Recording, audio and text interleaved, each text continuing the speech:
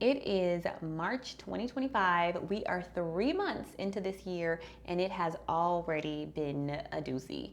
So maybe you have not been paying attention, but government layoffs have been happening. This morning I read 35,000 people have been laid off from government jobs, which is crazy because the government jobs are the ones that we've always thought of as the safe jobs. And I don't know about your mom and them, but my mom and them would go and say, that's a good place for you to get a job in the government. It's going to be safe, going to be secure, or it's going to be round. Yeah, maybe not so much. But here we are. And it's not just government jobs that are being laid off. There's this trickle down effect that's affecting all these other industries as well, even in the private sector. So what can we do? What can we do right now to prepare, protect, and provide for ourselves during this, what some may deem as a crazy economy? That's what we're going to talk about. 5 things you can do to protect yourself, to prepare, and to survive and thrive in this current economy. So let's jump in.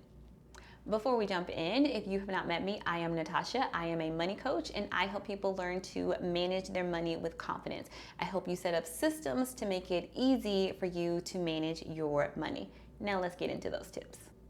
Number 1, get real about your spending. This is a time to really understand your numbers. And if you have not really sat down and looked at where your dollars are going, this is the time to do it, okay? So when I'm talking about getting real about your spending, I'm not saying to just guess about what's going on and say, oh, well, I don't really spend that much on Amazon.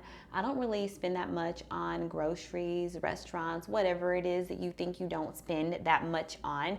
You need to actually look at the numbers and see how much do you spend on those specific things. So personally, I like to use Monarch Money to help me to pull that information in. Monarch Money allows me to connect all my accounts in there, and then I can it gets automatically sent to its category based on how I have spent the money. And I can see, oh, we spent this much in groceries, we spent this much on car gas, we spent this much on whatever it is, kids activities, entertainment. So I can keep track of that spending and I can make adjustments if I need to and say, hey, we're doing a little bit too much over here. We need to make some changes. So I like to use Monarch Money for that purpose, but you don't need to use Monarch Money. You could use a simple spreadsheet. You can use pen and paper. What you need is your statements, your debit statements or your credit statements, whatever you are spending on, so that you can start to see the data. And then you need to categorize the data and say, okay, all of these things here I'm highlighting yellow because they are my groceries. All of these things I'm highlighting pink because they are my dining out. All of these I'm going to highlight in purple because these are the kids activities. All of this I'm going to highlight in a different color because it is entertainment. So you come up with your categories and start to collect that data of how much am I spending in each one of these categories, and then determining, is that the amount I want to be spending? Where can I make some changes?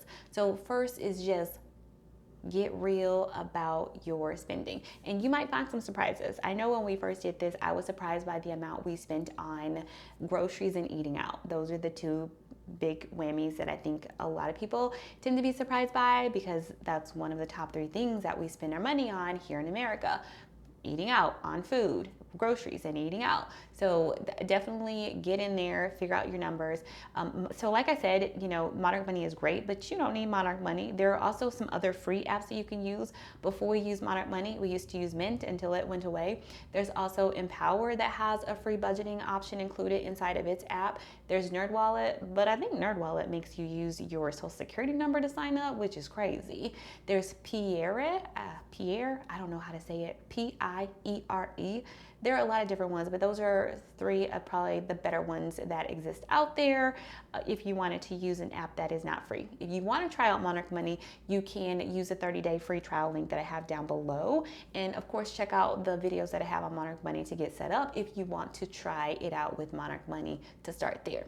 All right, so get real about your spending, number 1. Let's move on. Number 2, build up your emergency stash. If you don't have an emergency stash, if you don't have any emergency cash, you really need to work on that now. Because things happen, layoffs happen. You do not want to get caught in a situation where you get laid off, you're out of work for whatever reason, your income is a little bit funny, then what are you going to do? You want to have something to fall back on. You want to have a cash stash. You want to have an emergency fund that you have access to. So start to build that emergency fund. Now, typically people will say 3 to 6 months is a good amount to aim for when you're trying to save for an emergency fund. Now, I know what you're thinking. How are you ever going to save 3 to 6 months? It seems crazy. That's a lot of money, but you can do it. And you don't need to start with 3 to 6 months. You just need to start with something. You need to start with something.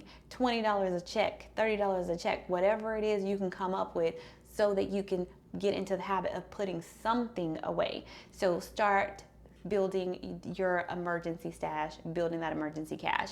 And when you are building that, you can put that into a high yield savings account. A high yield savings account is one that's going to pay you a little bit more on the money that you've got in that cash versus your traditional bank accounts. Some of the high yield savings accounts that I know of are Ally Bank, Capital One 360, CIT Bank, Discover Bank, SoFi. These are all chartered banks that are FDIC insured, and typically what you're going to be earning at this time is around 3.7%. Around that amount is what I'm seeing, versus if you're at a traditional bank, 0.10%, maybe 0.2. So you're definitely not getting your bang for your buck if you're just using a traditional bank for your savings. So get that emergency cash, start to put something away, and it may mean that you need to scrimp here, you need to save there, you need to cut back there, maybe you need to bring in some more money somehow, but you've got to start putting something away so that you have that emergency for in case something happens. All right. Number 3, slash spending. Now that you know where your money is going because you've gotten real about your spending, now it's time to slash, make some changes, make some cuts. One of the things that we did coming into this year is we slashed spending around our cell phone. We have been using a traditional cell phone plan for years. We have been on T-Mobile for the last couple of years. And a couple months ago, my husband started talking about switching to US Mobile. And at first I was hesitant. I'm not gonna lie. I was like, I don't know about this. Is it gonna work in the country when we drive out to see my dad and all of this good stuff? Because, you know, I'm from the country. But we started by, I was like, okay, I'm a little nervous about it, but let's have you trial it out for a month. Let's do a 30-day trial. See how the service works, see if it's good, if it's gonna be good enough for us, and then we'll make the move if it's good. During that time, we took a trip to the country. We were able to test out the service in the area that we live in. Everything seemed good. So at the end of that month, or before the end of that month, we made the switch for the whole family from T-Mobile to US Mobile. And so now, instead of paying $150 a month to T-Mobile, we pay a couple $100 a year for the entire phone plan. So definitely check out things like US Mobile, Mint Mobile, or other for cell phone if that's where you might want to make some cuts. But, you know, look throughout your whole spending and see, where can I make changes? That's just where we made changes this time. In the past, we made changes by calling our internet provider and being like, hey, what kind of deals you got? Can you give us something, or we might need to go? So definitely look and see what are things that you can cut, and then also look at what spending in here is most important to you. Are there anything you're spending on that is not really valuable to you, but you're doing it because the people around you do it, or it's just something you've always done? So definitely look at how you can slash your spending. Number 4, have a plan. Do you have a plan for your money? What is the plan for your money when it comes in each month? How much are you going to save? How much are you going to spend? How are you going to tuck some away over here, over there? Whatever you're going to do, you need to have a plan. Don't just go from month to month and allow life to carry you through. You make the plan so that you can hopefully work towards financial independence. I think one of the big things 2025 is showing us is that there is a huge need for us to focus on our own financial independence. And I love talking about financial independence. We can talk more about that later. But we definitely want to start getting you to a place to where you can take care of yourself. No matter what's going on in the economy, you are going to be good. So have a plan. What is your plan for your money now? But then also, what's your plan if something happens? If you happen to get laid off, then what? So in my case, this is something we've thought about for years and years. We always revise the plan, talk about it. I am a certified teacher. If after several months we don't have new employment, my husband doesn't get new employment, and we're like, oh, maybe we need to go ahead and get something, then I can go and look into the school system and apply for a job. They are often trying to find certified teachers in my school district.